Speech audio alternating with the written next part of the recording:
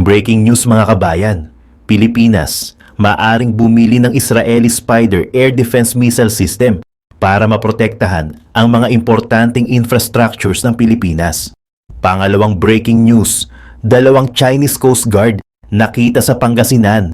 Pangatlong breaking news, Philippine Navy bibili ng mga fast attack interdiction craft with missiles para mapalakas ang maritime defenses. Bago tayo magumpisa, baka pwede pa like ng video na ito. Malaking bagay na to sa aming mga content creators. Maraming salamat po.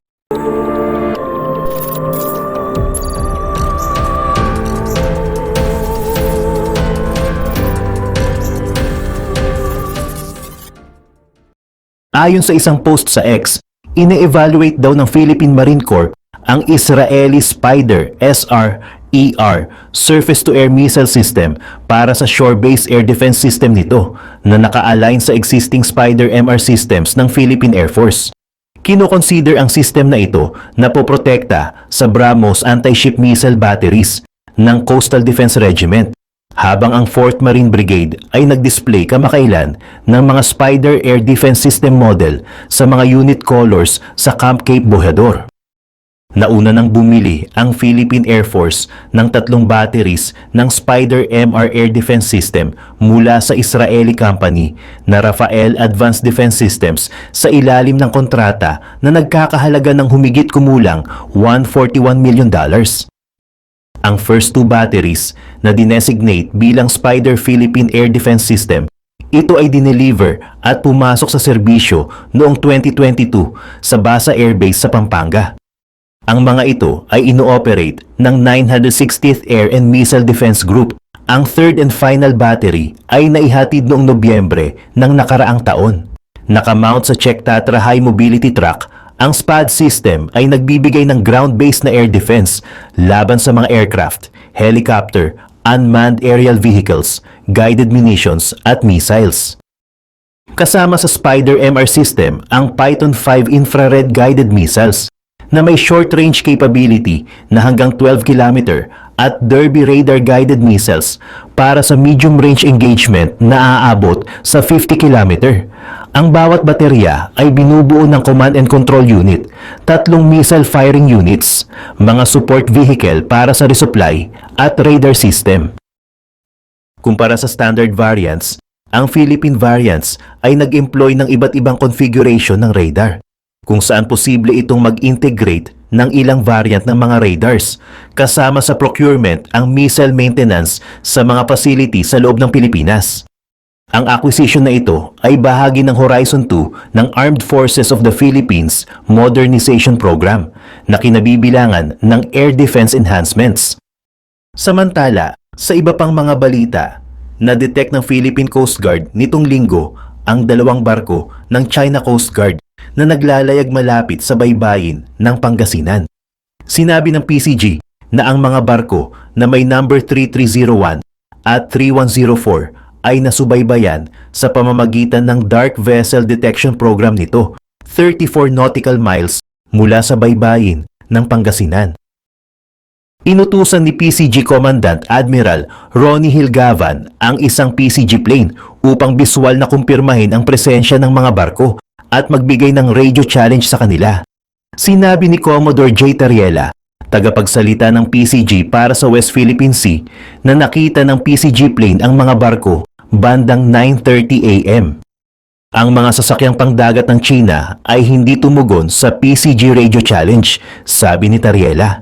2 PCG vessels, ang BRP Cabra at BRP Bagakay, ang naipadala na sa Bolinao sa Pangasinan. Ayon pa sa kanya, ang gobyerno ng Pilipinas sa ilalim ng pamumuno ni Pangulong Ferdinand Marcos Jr.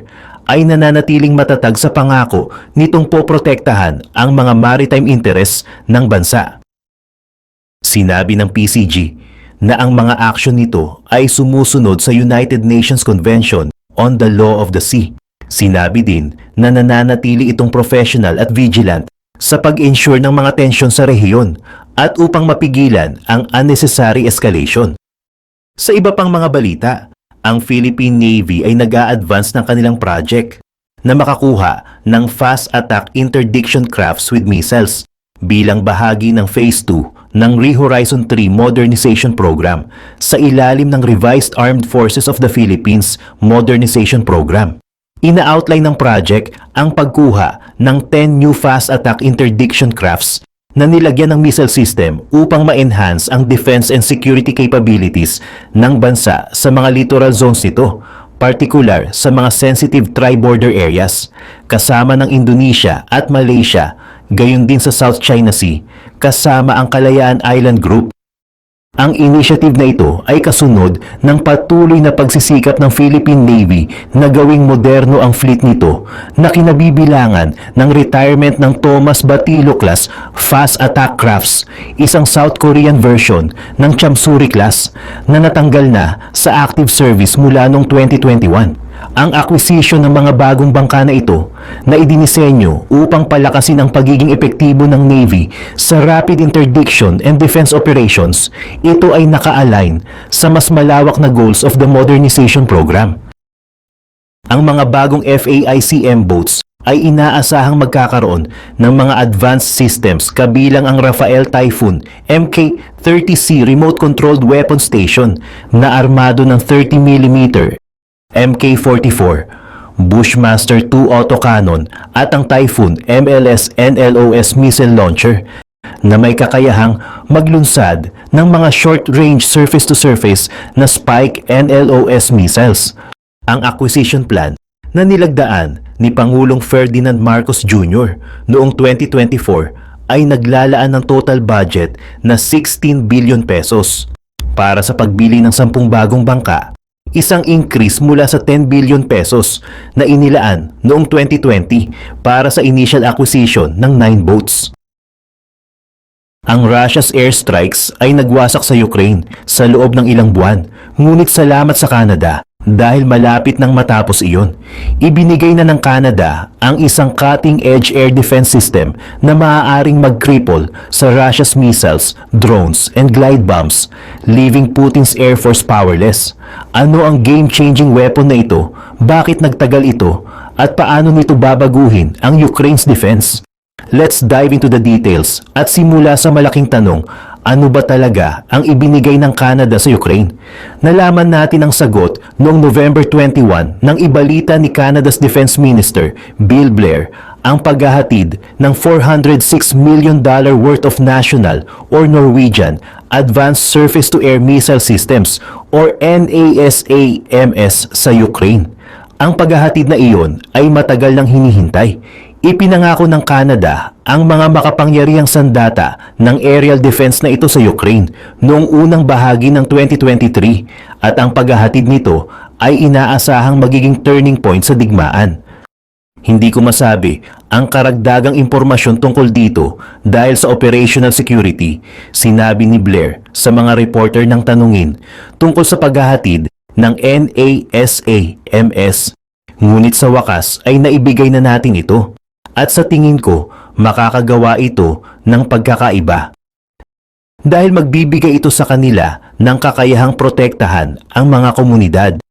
Ang paghahatid ay hindi maaaring maging mas napapanahon.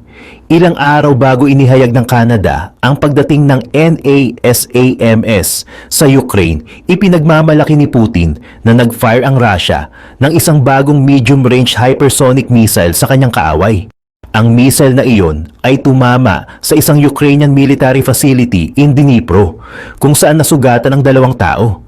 Sinasabi nating military facility, ngunit hindi naman talaga, ayon sa Ukraine, na nagsabi na talagang tinarget ng Russia ang isang industrial facility na ginagamit bilang isang rehabilitation center for people with disabilities.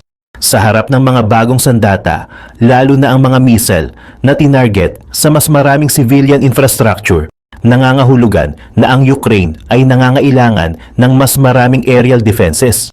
Ang NASAMS ay naghahatid. Ang website ng pamahalaan ng Canada ay nagbigay ng mas detalyadong impormasyon tungkol sa paghahatid. Sinasabi nito na ang mga bagong unit ng NASAMS ay magpapalakas sa air defenses ng Ukraine.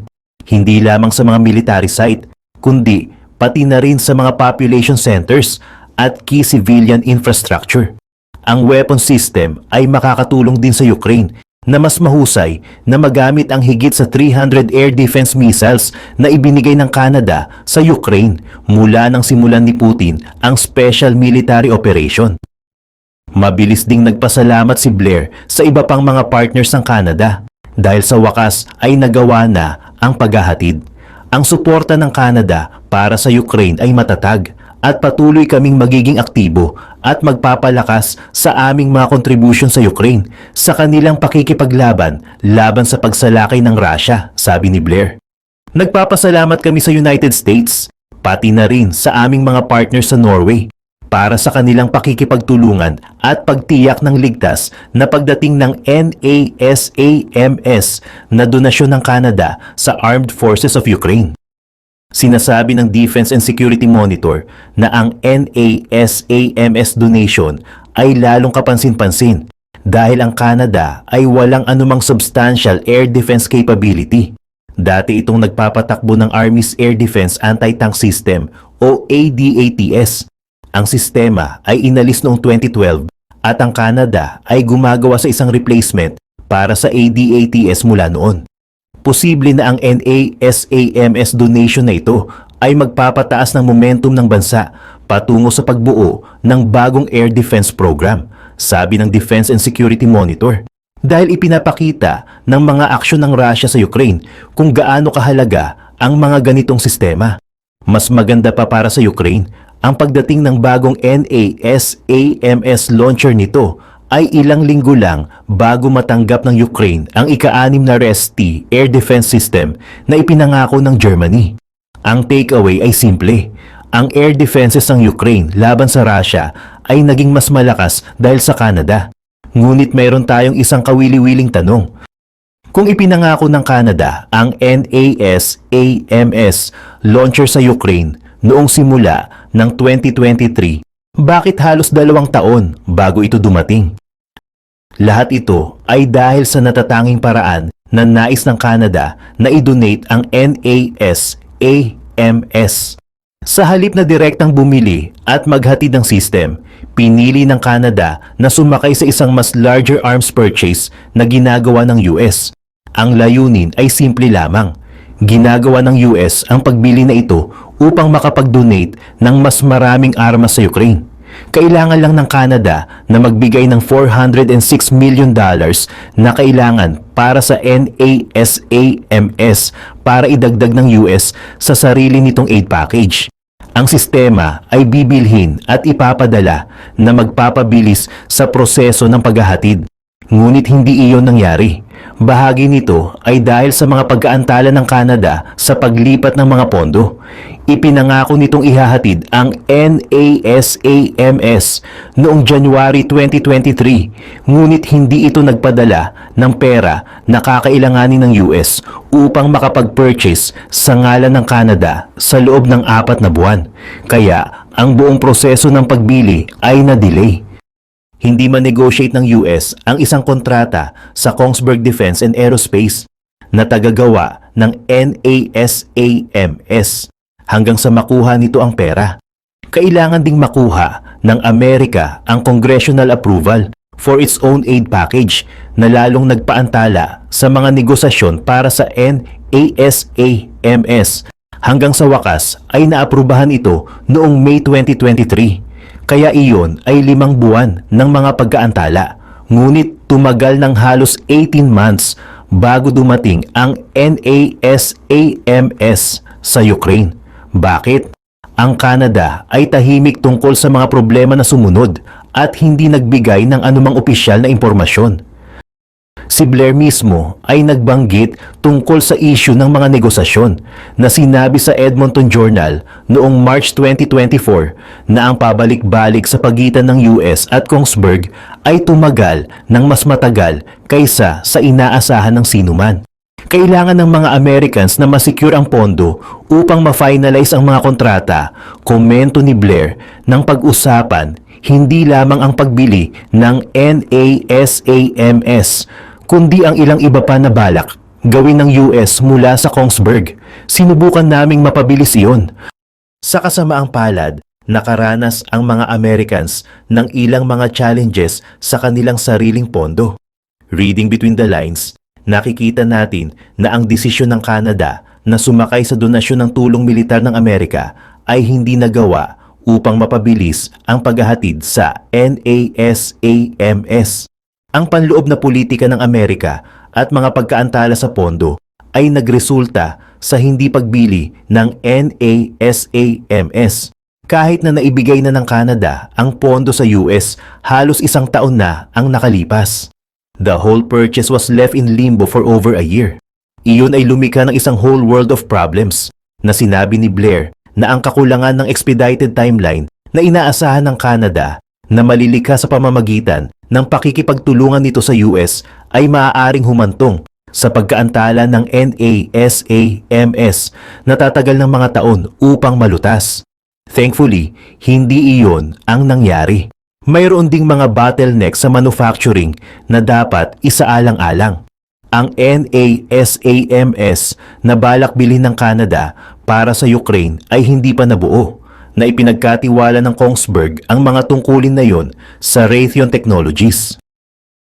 Hindi lamang iyon lumikha ng pangalawang negosasyon na nagpaantala ng mga bagay ng mas malayo, ngunit nangangahulugan din na ang isang bottleneck ay hindi maiiwasan kahit na nasecure ang pondo ng maaga. Ang sistema ay kailangang itayo mula sa simula. Ang resulta para sa Ukraine ay ang nakikita natin ngayon, 2 taon ng mga pagkaantala para sa isang air defense system na lubos na kailangan upang ipagtanggol ang sarili laban sa patuloy na mga pagbomba ng Russia. Kung dumating ang NASAMS sa ilang punto noong 2023, kahit na sa pagtatapos ng taon, magagamit ito ng Ukraine upang protektahan ang mga lungsod sa rehiyon ng Donetsk o mga pangunahing infrastruktura habang ginagawa ni Putin ang kanyang 2024 Eastern Push. Sa halip, ang Ukraine ay nakaranas ng isang world of pain habang naghihintay ito. Ngunit naghintay ito at sa wakas ay nasa kamay na nito ang NASAMS na nagdadala sa atin sa isa pang tanong. Ano ang maibibigay ng NASAMS sa Ukraine? Pumasok sa serbisyo noong 1997, ang NASAMS ay isang ground-based air defense system na binuo bilang bahagi ng isang pakikipagtulungan sa pagitan ng Kongsberg at RTX Corporation. Pinatatakbo ito ng 2 tao at ginagamit upang barilin ang halos anumang incoming aerial weapon, kabilang ang mga cruise missiles, helicopter at crucially, unmanned aerial vehicle. Kaya rin nitong patumbahin ang ilang fixed-wing aircraft, bagaman ang mga missiles nito ay hindi sapat na mabilis upang harapin ang pinakabagong mga fighter jet. Nang isipin ng Norway ang sistemang ito, layo nitong gamitin ang NASAMS upang palitan ang Nike Hercules systems nito upang palakasin ang depensa ng mga Southern Air Base nito. Ang ideya ay upang lumikha ng isang layered defense. Ang NASAMS ay magpa-fire mula sa lupa habang ang mga F-16 ay lilipad sa langit upang harapin ang mga incoming threats. Ang sistema ay orihinal na gumamit ng Norwegian Adapted Hawk o NOAA, isang program na binubuo ng isang pares ng mga color CRT displays, ilang KS500F computer at isang KMC 9000 control console upang magsilbing command and control system nito. Gayunpaman, ang problema sa NOAA ay kaya lang nitong matrack